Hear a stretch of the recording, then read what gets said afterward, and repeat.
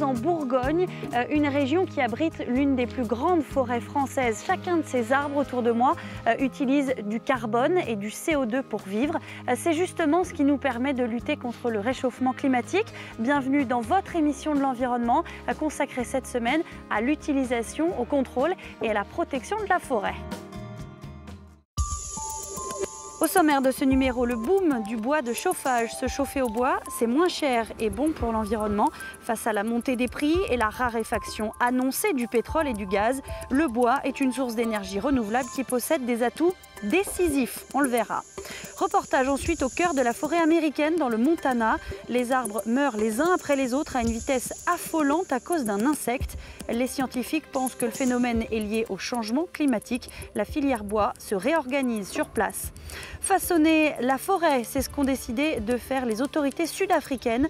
Pour protéger les sols, on plante uniquement des arbres de la région, moins gourmands en eau. Les autres sont arrachés au nom de la protection de l'environnement.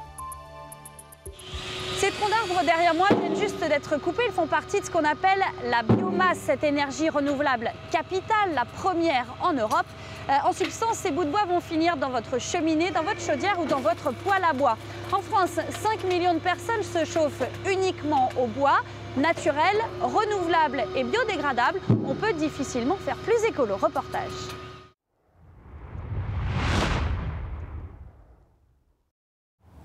Chez Léo G, il est presque un membre de la famille.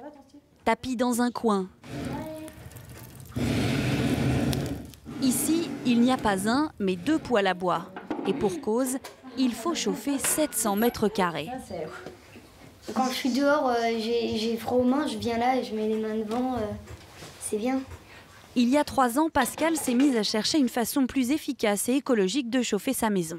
C'est un complément de chauffage, on ne peut pas chauffer qu'avec le poêle à bois, mais c'est vrai qu'en intersaison, à l'automne et au printemps, on ne met que le poêle à bois.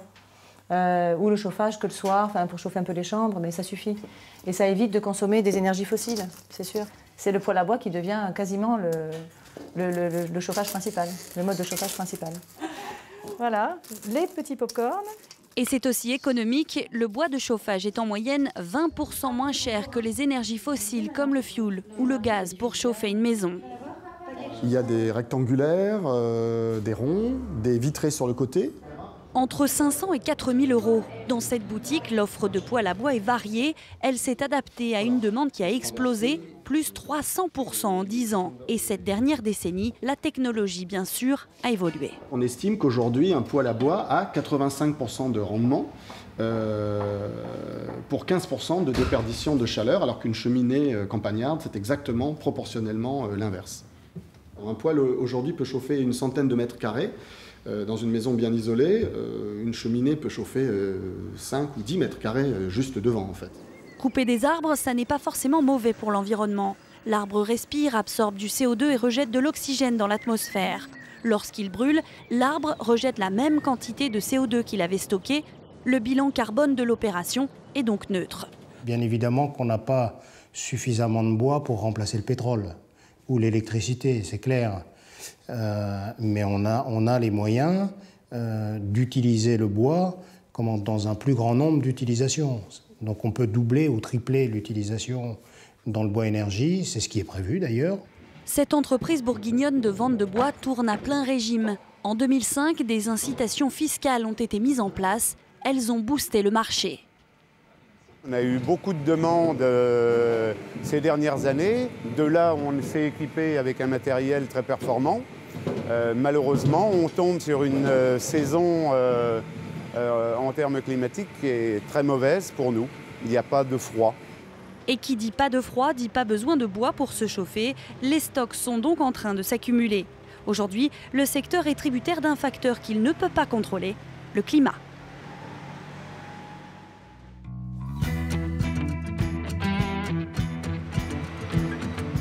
Le bois que vous venez de voir dans ce reportage provient d'ateliers comme celui-ci où il est transformé en bûche. Alors il faut savoir que les métiers de la forêt font vivre dans le monde pas moins de 10 millions de personnes. Aux États-Unis, ce secteur connaît une crise écologique sans précédent. Année après année, un scarabée est en train de détruire des millions d'arbres. Un phénomène que les scientifiques attribuent au réchauffement climatique. Reportage dans le Montana de Stéphane Bretner.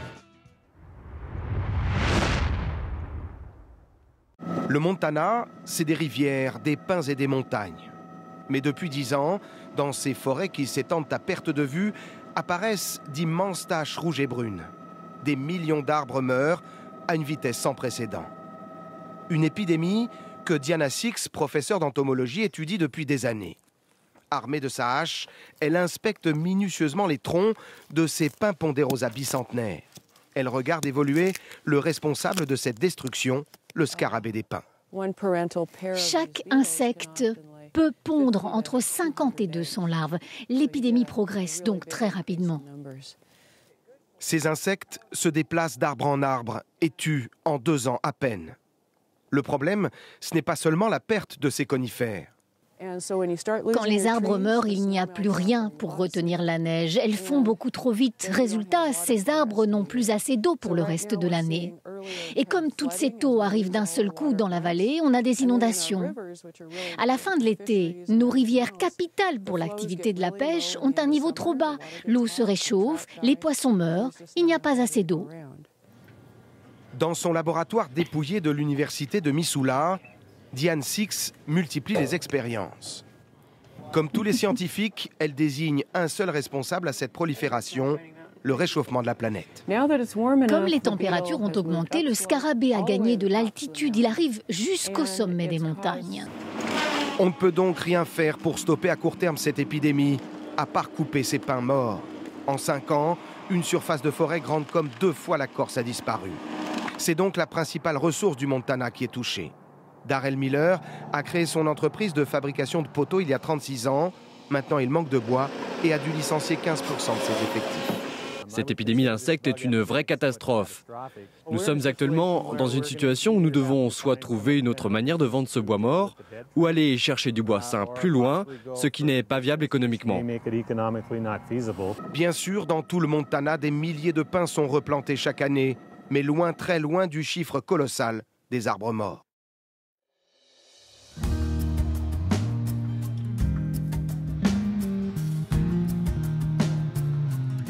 Retour dans la forêt bourguignonne, je suis entourée de chênes, ces arbres qu'on récolte au bout de 150 ans environ. Et donc le temps qu'il fera dans un siècle est très important ici pour la gestion de la forêt. Nous sommes rejoints par Christelle Rousselet, spécialiste des forêts. Bonjour. Le changement climatique pour vous, c'est une préoccupation d'aujourd'hui? Oui, bien sûr, puisque les chênes, on va les récolter, comme vous disiez, dans 100-150 ans. Et donc, il faut qu'ils résistent pendant ce siècle-là au changement climatique. Et donc aujourd'hui, vous adaptez les espèces que vous régénérez, que vous plantez en fonction notamment de la sécheresse que vous anticipez? Oui, notamment puisque le chêne, il existe plusieurs espèces. Certaines résistent mieux à la sécheresse que d'autres, donc on essaye de les favoriser pour, on va dire, résister le plus possible dans les siècles qui viennent. Alors justement, résister le plus possible, notamment aux sécheresses, c'est ce qui préoccupe les autorités sud-africaines pour les arbres. Elles ont décidé de faire arracher les arbres qui sont étrangers à la région pour favoriser les arbres dits indigènes, beaucoup moins gourmands en eau. Reportage sur place en Afrique du Sud de Caroline Dumais.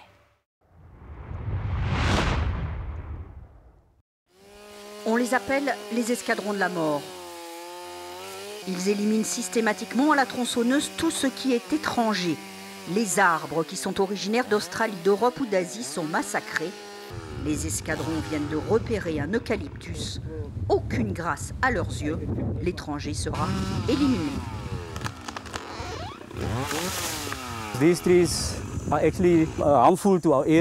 Ces arbres sont en fait nuisibles pour notre région parce qu'ils boivent beaucoup trop d'eau. Il nous faut nous débarrasser de cette végétation étrangère et réintroduire les arbres indigènes qui ne boivent pas autant. On n'a déjà pas beaucoup d'eau, alors il faut vraiment essayer de préserver nos ressources naturelles. Ce projet n'est pas nouveau. Mis en place en 1996 par le ministère sud-africain de l'Environnement, il se renforce tous les ans. Manfred y travaille depuis le début. Il nous explique qu'un saule pleureur ou qu'un eucalyptus adulte non originaire du pays consomme 300 litres d'eau par jour, tandis que l'amandier local en consomme 10 fois moins. Dans la province du Cap, plus de 500 personnes sont employées tous les jours pour faire le ménage. Et non contents de massacrer, ils empoisonnent partout où ils passent pour s'assurer que rien ne repousse. Un travail de fourmi pour des escadrons de la mort très vulnérables. Ça nécessite beaucoup de main-d'œuvre et il y a aussi pas mal de risques et de dangers. Les gens se blessent, c'est la nature, il y a des serpents, les conditions pour les pieds sont terribles. Alors on a des blessés, c'est notre principal problème. Les escadrons de la mort utilisent parfois le feu pour aller plus vite. Et la flore indigène repousse en quelques mois, comme si de rien n'était. Pour améliorer la nappe phréatique, on a éliminé tous les pins qui entouraient ce barrage. En Afrique du Sud, les plantations d'arbres non indigènes sont désormais soumises à des taxes particulières. Car il faut sensibiliser la population. Ces équipes sont aussi là pour ça. On revient de loin. On a beaucoup fait pour sensibiliser le public. On est allé dans les communautés pour les convaincre d'arrêter de planter des arbres qui ne sont pas d'ici, mais plutôt des arbres indigènes. Près de 300 000 hectares ont été éradiqués ces 3 dernières années, mais la guerre contre les plantes étrangères est loin d'être gagnée. Pour n'avoir en Afrique du Sud que des arbres indigènes, c'est 10% du pays qu'il faudrait nettoyer. Et c'est la fin de cette émission Environnement tournée en Bourgogne. Merci d'avoir été avec nous et on se retrouve très vite sur France 24. À bientôt.